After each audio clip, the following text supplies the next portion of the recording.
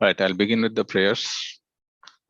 Hare Krishna, devotees, please, welcome to this morning Srimad Bhagavatam class.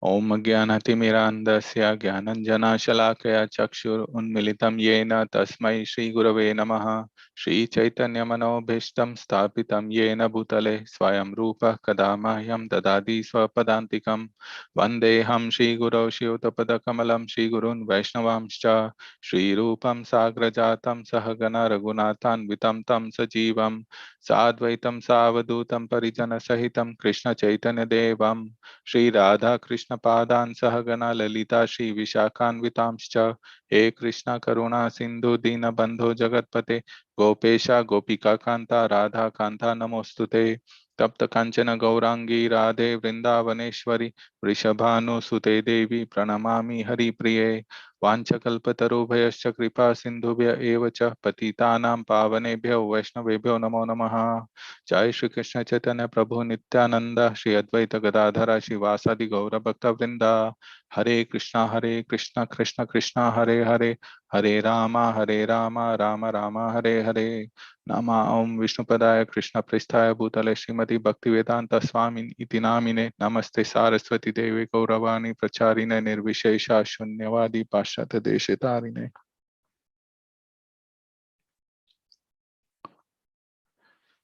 All right, so today we are reading from the first canto, chapter number 17 and verse number 29. We are nearly nearing the end of the chapter.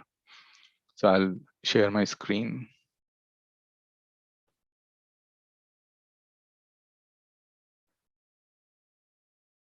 Okay, so I'll read the verse, synonyms, translation, and purport, and then we'll briefly discuss. Tam jighamsum abhipretya vihaya nripalanchanam tatpadamulam shirasa samagad bhayavi vihvalaha. Tam jighamsum abhipretya vihaya nripalanchanam tatpadamulam shirasa samagad bhayavi vihvalaha. Synonyms or word to word meaning. Tam, him. Jigamsum, willing to kill. Abhipretya, knowing it well. Vihaya, leaving aside. Nripa lanchanam, the dress of a king. Tat pada mulam, at his feet. Shirasa, by the head. Samagat, fully surrendered. Bhaya vihvalaha, under pressure of fearfulness. Translation. When the personality of Kali understood that the king was willing to kill him, he at once abandoned the dress of a king and, under pressure of fear, completely surrendered to him, bowing his head. Purport by His Divine Grace Srila Prabhupada. The royal dress of the personality of Kali is artificial. The royal dress is suitable for a king or Kshatriya, but when a lower class man artificially dresses himself as a king, his real identity is disclosed by the challenge of a bona fide Kshatriya like Maharaj Parikshit. A real Kshatriya never surrenders. He accepts the challenge of his rival Kshatriya, and he fights either to die or to win. Surrender is unknown to a real Kshatriya.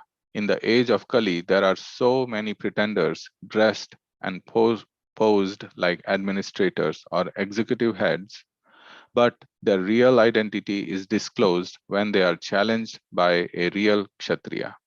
Therefore, when the artificially dressed personality of Kali saw that to fight Maharaj Parikshit was beyond his ability, he bowed down his head like a subordinate and gave up his royal dress. Om Ajnanatimirandasya Gyananjanashalakya Chakshurunmilitam Yena Tasmai Shri Gurave Namaha Shri Chaitanya Manobhishtam Sthapitam Yena Bhutale Swayam Rupa Kadamayam Dadadi Swapadantikam. I was born in the darkest ignorance, and my spiritual master opened my eyes with the torch of knowledge. I offer my respectful obeisances unto him. When will Srila Rupa Goswami Prabhupada, who has established within this material world the mission to fulfill the desire of Lord Chaitanya, gave me shelter under his lotus feet?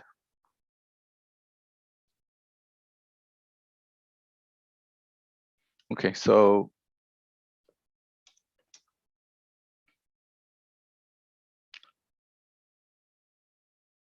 we are looking at this verse, and we are seeing that Maharaj Parikshit is about to kill the personality of Kali. And Kali, when he saw that the king or Maharaj Parikshit is very serious about it, he surrendered unto him. And in the purport, Srila Prabhupada very clearly writes that a real Kshatriya never surrenders. He will fight the Kshatriya, he will fight the opposing party, and either win or die, but he will not surrender. So obviously here, even though the personality of Kali is trying to pose himself as a king, or here it says that he was dressed in as a king, meaning like an imposter king. He had to abandon that false dress. So let's understand the Kali before going into a little bit detail about some of the Kshatriya factors that Prabhupada is mentioning. So the personality of Kali is like, if in one sense, if we see, the personality of Kali is like a demigod, meaning he or the personality of Kali is supposed to rule over the age of Kali. And the age of Kali is a cycle of, it's a yuga, part of the yuga cycle, which lasts for 432,000 years on the planet Earth. And that's a pretty big time period. And he's ruling over this whole time period. So to be able to do something like that, he must be like an empowered being, basically, like a demigod. And here, as we can see in the purport and in the translation, also Prabhupada translates that when the personality of Kali understood that the king was willing to kill him. So let's look at the word personality. So here, Kali is a personality. We know that in the spiritual world, everything and everyone is a personality. In fact, everything is a personality also. For example, we have heard Prabhupada say, and we have heard the devotees say many times that even the bed of Krishna is a personality. In fact, he's Lord Sankarsana or Lord Balaram. His pillow, the seat on which Krishna sits, everything is a personality. Meaning, and as soon as we say personality, it means that they have feelings, they have, it's a person. And coming to the material world, even in the higher realm, there are personalities. When I say higher realm, it's not the current realm that, or the vision that we have. It's not, we don't see personalities, but in the higher realm, as mentioned in the scriptures, there are personalities. For example, Himalaya is also mentioned as a personality, meaning Himalaya as a mountain is a personality. And because he is a personality, he also has a daughter, Parvati. In fact, the name Parvati itself denotes that she is a daughter of Himalaya. How? Because Himalaya, or the mountain, is called Parvat, and the daughter of Parvat is Parvati.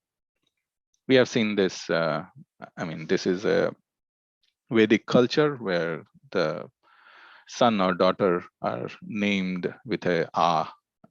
So, for example, the daughter of Maharaj Janak was Janaki, or Sita, Janaki. And Krishna, he is Vasudev, son of Vasudev. Vasudev's son, Vasudev. So, like that, Parvati is the daughter of the Parvat, Himalayas. And we won't go into the details, but we also know that Srimati Radharani and Chandravali, they are also the daughters of the Vindhya mountain. And the Vindhya mountain is, there's a story where he got envious of the Himalaya mountain, that how can that mountain have a daughter who has a son-in-law, or Parvati married Lord Shiva. So son-in-law as Mahadev or Lord Shiva. I want to have someone better. I want to have a son-in-law better than Lord Shiva. So with that desire, he got Radharani and Srimati Radharani and Chandravali. And Krishna is the only person who can be better than Lord Shiva. So anyway, so the point here is that there are personalities, and even in the material world or in the higher dimensions, the dimension where the planet Earth is not just this globe, but it's mentioned as in the fifth canto of Srimad Bhagavatam, it's much larger than like Mount Meru, and all of that is described. So there are personalities. And here, Kali is also a personality. So therefore, he must be a son of someone. And so it's mentioned that Kali is a son of envy and anger. And Kali is quarrel personified. So it's easy to understand, does not need a lot of explanation, that quarrel in this age is very common. Everything results in a quarrel. If not physically, in the mind, it definitely comes up. And quarrel results with envy and anger. As soon as there is envy and anger, quarrel has to be there. So Kali is a son of envy and anger, which also means that they are also personalities. And quarrel is the personality personified as Kali, ruler of this age. Now, Kali, as mentioned in this verse, and in the purport also, Srila Prabhupada mentions that he was exposed and he could not be the king. So he brought his friend to become the king of this age, which is Adharma. So Kali, along with Adharma, are ruling this period of this age. So therefore, Kali is also sometimes called Adharma Bandhu. And in this form, he is trying to torture Dharma, or together, Kali and Adharma, they are trying to torture Dharma, which has a personality of bull, and Mother Earth, who has a personality of a cow. So together, both Kali and Adharma, they are trying to torture Dharma and Mother Earth. So this is something that it was, at least while I was listening to one of the lectures, it was striking to me, the fact that Kali is a son of envy and anger, and basically being quarrel personified, made sense. Now, the next point that Srila Prabhupada makes in the purport is that he's talking about Kshatriyas. And reading from the purport, it said that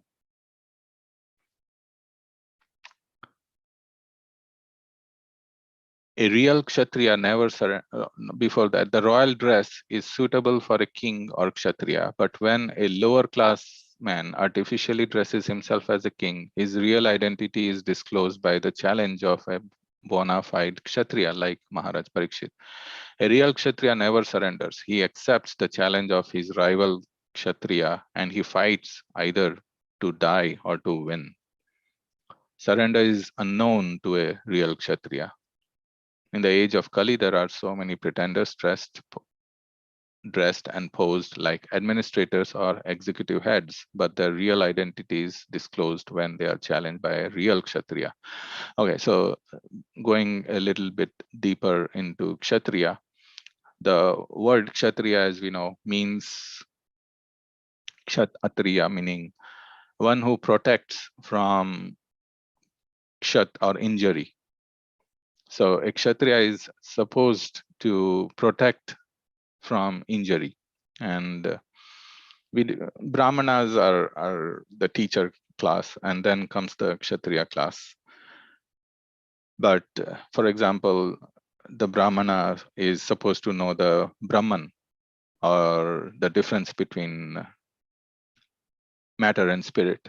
So that's a Brahmana.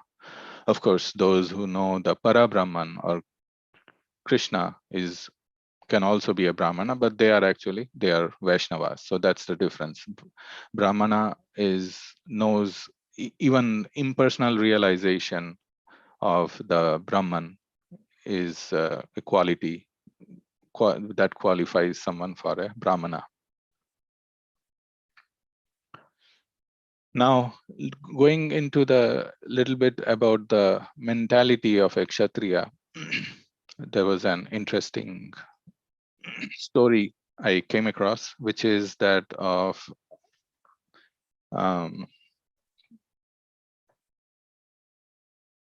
Bishmadev and the story of Amba. So going back a little bit in history, Bishmadev, he had taken a vow not to marry. And at the same time, he had also taken a vow to protect the land, or what do we call I'm forgetting. But so at some point, there was no heir to the kingdom, and therefore he was asked to find some brides for his stepbrother Vichitravirya. So there was a swayamvar, where the bride actually chooses her husband was going on. And Bhishmadev went there, and there were three daughters. I forget the name of their father.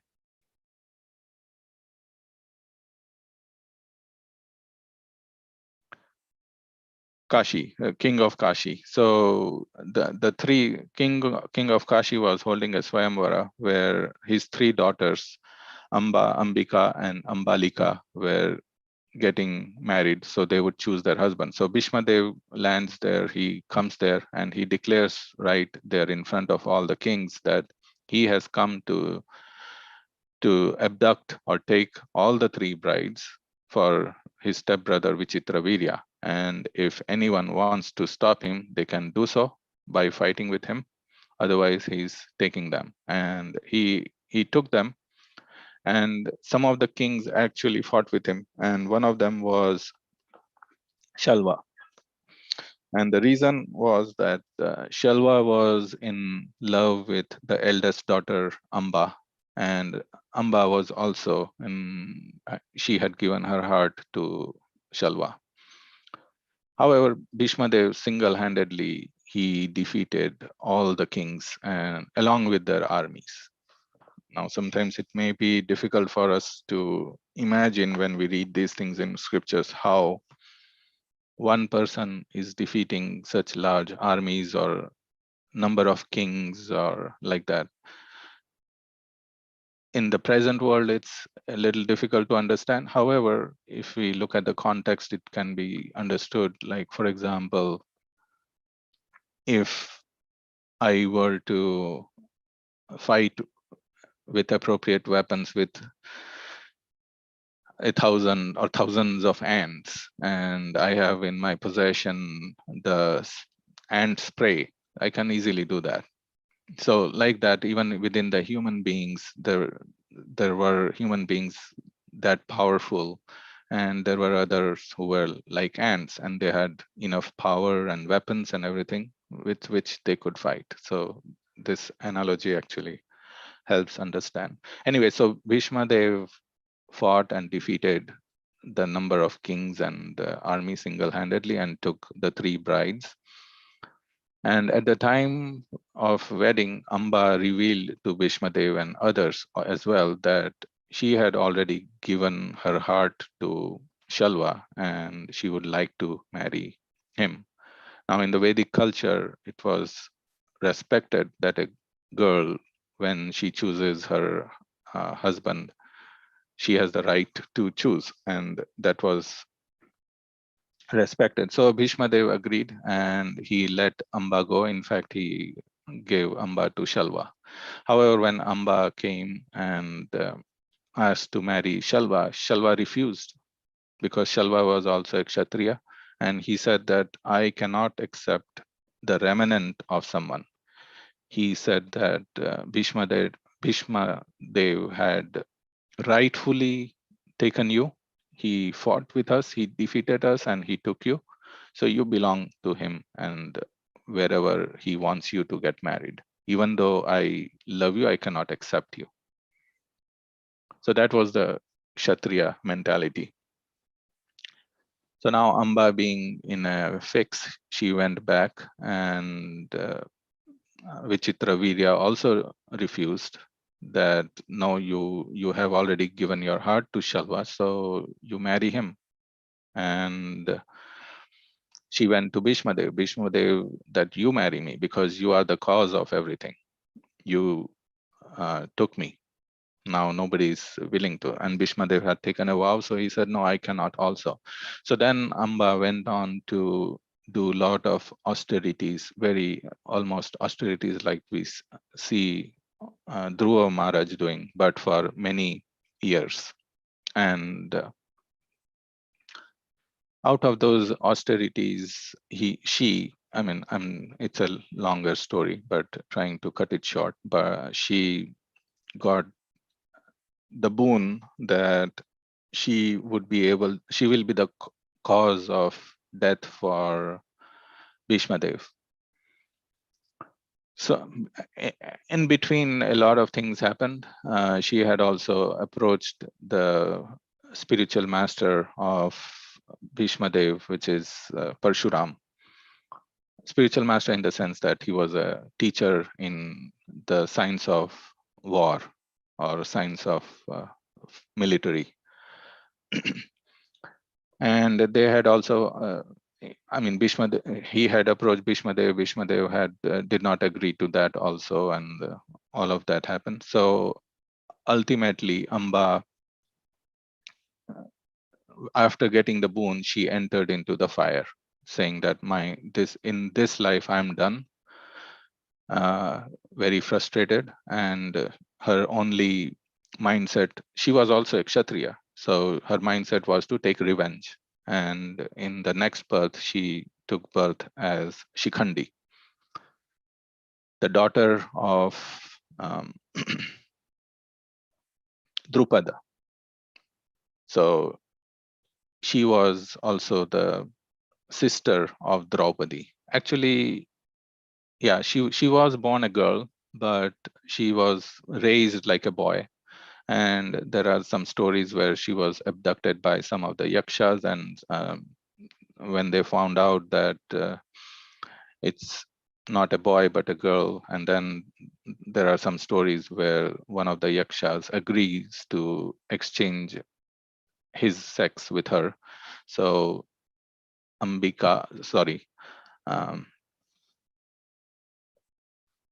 she she she became a man, and that's Shikhandi. And in the Mahabharat war, what happens is we know that Bishmadev had taken a vow that he would not shoot arrow at any woman.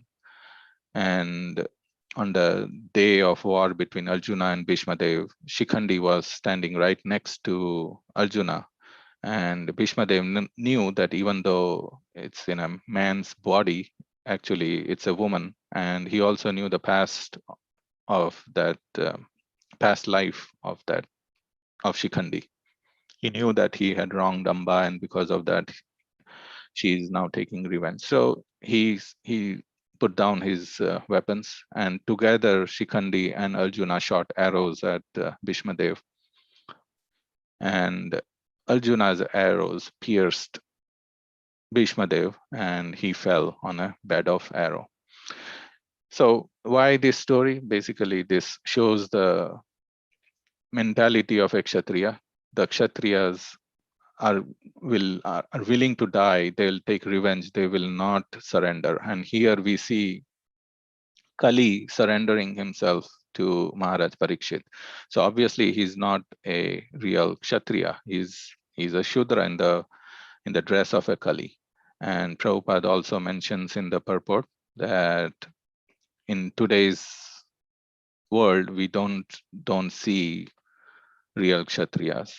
In the age of Kali, there are so many pretenders dressed and posed like administrators. So we can see that just 50 or 75 years back, when there used to be a war, there would be a war between two countries where the soldiers and everyone would dress in a military dress, and they will face each other and fight. But as the age of Kali progresses, we see that kind of fighting is no longer happening. In fact, now terrorism is the biggest enemy, and people are fighting against an unknown face. So they may be right next to us, next to them, and something that we have to fight. And gradually we'll see that the fighting goes at a virtual level using technology, where the person himself is staying safe in some bunker, or the head of the country or someone staying safe in a far off place and fighting. So this is not real Kshatriya, and that's what Prabhupada is saying, that slowly as the age of Kali progresses, we will not see real Kshatriya fights. And that's it. So we are almost out of time. So to quickly summarize, we talked about the age of Kali being like a empowered personality. However, King Parikshit, he knew that if Kali is coming, it must be Krishna's plan. And if it is Krishna's plan, it must be good. And the good, as we know, as Chaitanya Mahaprabhu has mentioned, Chaitanya Mahaprabhu came. The good is that simply by chanting the Harinam, or doing the Harinam Sankirtan, or chanting the holy names, or the Hare Krishna Maha Mantra, Hare Krishna, Krishna Krishna, Hare Hare, Hare Ram, Ram Ram, Hare Hare, one can get the benefit of liberation that was available in other ages. So that's the good thing about the age of Kali. And because of that, Maharaj Parikshit let him go also. We talked about the personalities that these entities can take, even like mountains and seemingly non-movable. And that's how Kali is also a personality. Kali, along with his friend Adharma, is ruling over this age. And Kali is the son of envy and anger. And Kali himself is quarrel. And then we talked about what is the mentality of a Kshatriya with the story of Amba and Bishwadev seeing their Kshatriya mentality.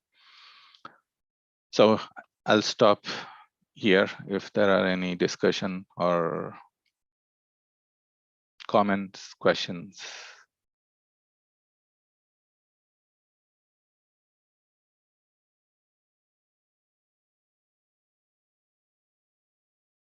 Otherwise, we'll stop here. Thank you very much. Thank you for joining. Grantaraj Srimad Bhagavatam ki jai, Srila Prabhupada ki jai. Vancha kalpatarubhyascha kripa sindhubhya vacha patitanam pavanebhyo vaishnavebhyo namo namaha. Thank you. Hare Krishna. Hare Krishna.